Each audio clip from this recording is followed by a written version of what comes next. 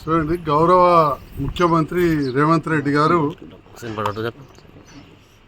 ప్రభుత్వంతో కలిసి పనిచేయాలన్నారు. మేము కలిసి పనిచేస్తాం, ఎందుకంటే ప్రభుత్వం పటిష్టంగా ఉండాలి అని చెప్పి ఆలోచనతో వారు నియోజకవర్గ అభివృద్ధి కావాలని చెప్పి మేము ఆలోచించాం.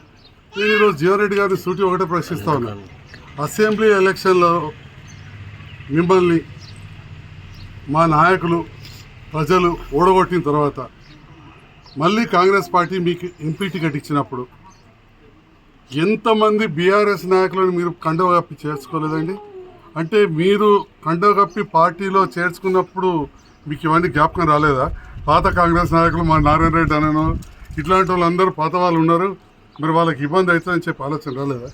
2 ఎంపీపీలను చేసుకున్నారు, మున్సిపల్ చైర్మన్ చేసుకున్నారు, దాదాపు 20 మంది పైన సర్పంచులు మీకు వ్యతిరేకంగా పనిచేసి నాకు పనిచేసిన వాళ్ళని మీరు మీ ఎంపీ ఎలక్షన్లప్పుడు చేర్చుకున్నారు, పిఎస్సిఎస్ చైర్మన్లను చేర్చుకున్నారు, డైరెక్టర్లను చేర్చుకున్నారు, ఎంతోమంది వివిధ కుల సంఘాల పెద్దలు చేర్చుకున్నారు.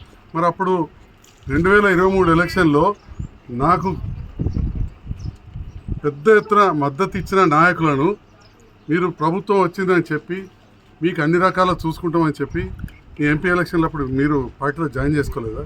అంటే మీరు చేసుకుంటే మీరు పార్టీలో జాయిన్ చేసుకుంటే ఒకటి, లేదా కొందరికి మరి ఇంకా మేము సభ్యత్వం తీసుకోలేదు కానీ ప్రభుత్వంతో మమ్మల్ని కలిసి పనిచేస్తే తప్పు అయిపోతుందా? ఇది నేను జీవన్ రెడ్డి గారు సూటిగా ప్రశ్నిస్తున్నా. ఎందుకంత అసహనం వ్యక్తం చేస్తున్నారు పెద్దలు? వారు ఈ వయసులో చాలా, నేను వారికి నీతులు చెప్పాల్సింది కాదు, వారే అన్నారు కొన్ని గ్రామాలలో ఇదే చివరి ఎలక్షన్, వచ్చే ఎలక్షన్ వరకు అని చెప్పి ఇక కొన్ని మాటలు అన్నారు.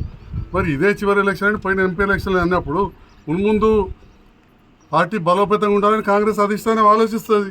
దాంట్లో తప్పేమున్నదని నేను అడుగుతా ఉన్నా.